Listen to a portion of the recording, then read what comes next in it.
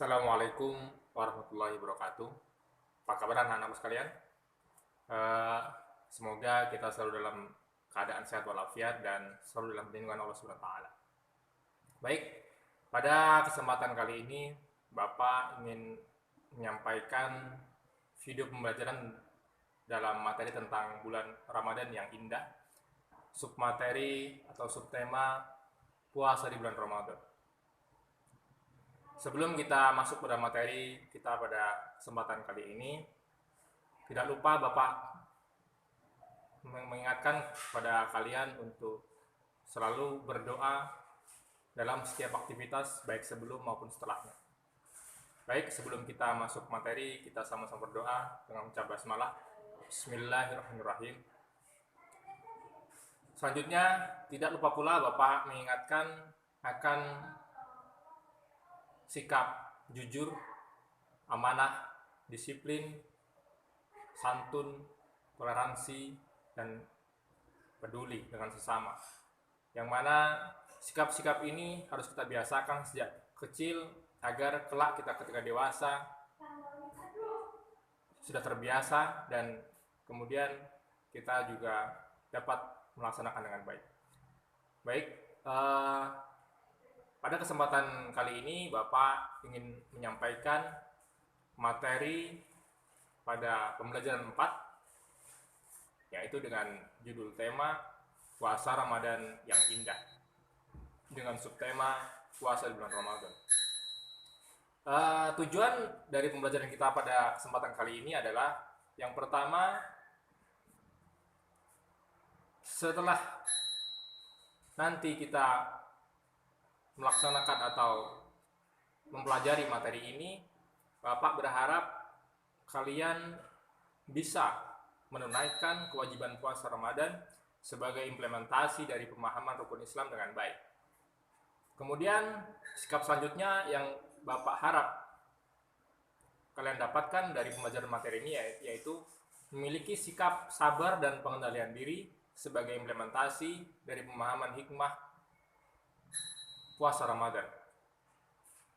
Dan selain itu, Bapak juga berharap nanti setelah kita mempelajari materi ini, kalian semua dapat memahami hikmah puasa Ramadan yang dapat membentuk akhlak mulia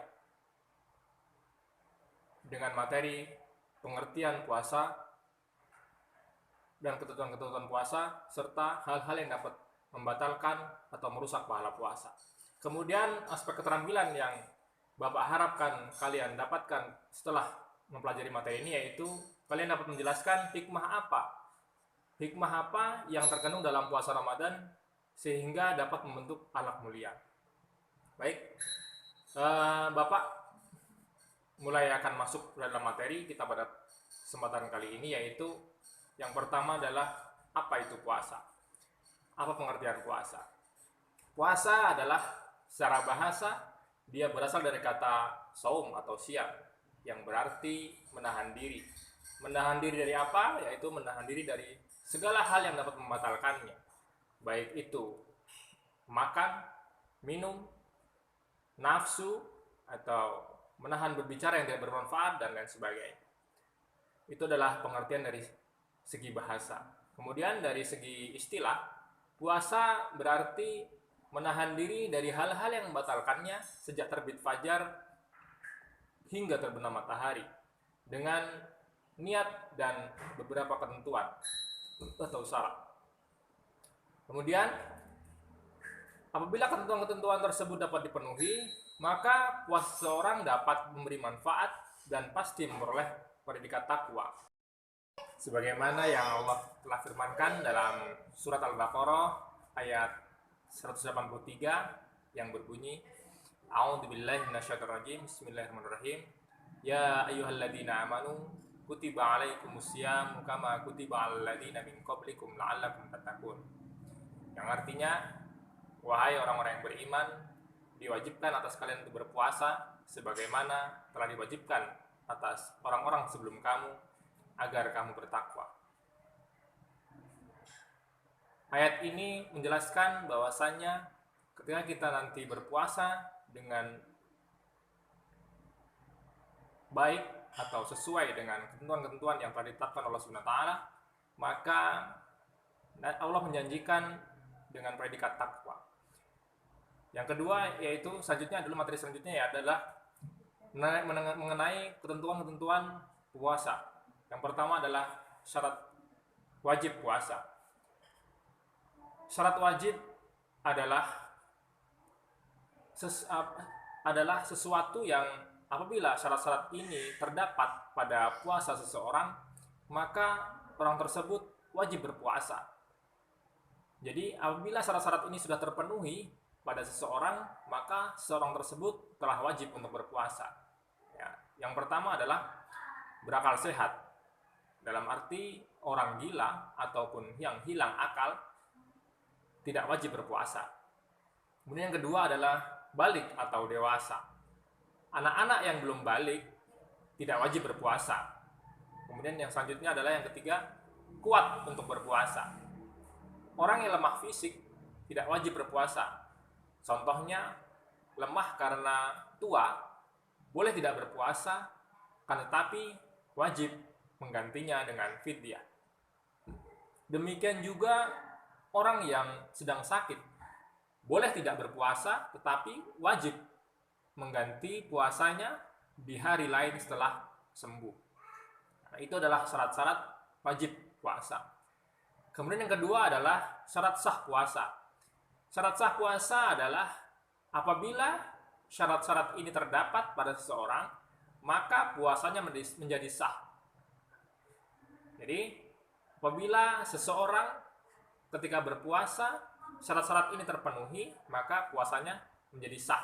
Yang pertama adalah Islam. Orang yang tidak beragama Islam tidak sah berpuasa, meskipun dia menahan lapar, menahan dahaga seharian penuh, maka tidak sah puasanya karena dia bukan seorang muslim. Yang kedua adalah berakal. Orang yang tidak berakal atau gila, atau orang yang dalam keadaan mabuk, tidak sah puasanya. Kemudian yang ketiga adalah mumayyiz atau tamyiz, yaitu cerdas dan dapat membedakan antara yang baik dengan yang buruk. Selanjutnya adalah yang keempat adalah suci dari haid bagi wanita. Orang haid tidak sah puasa. Begitu juga dengan orang yang nifas. Nifas adalah kondisi setelah seorang ibu melahirkan. Mereka juga tidak sah berpuasa.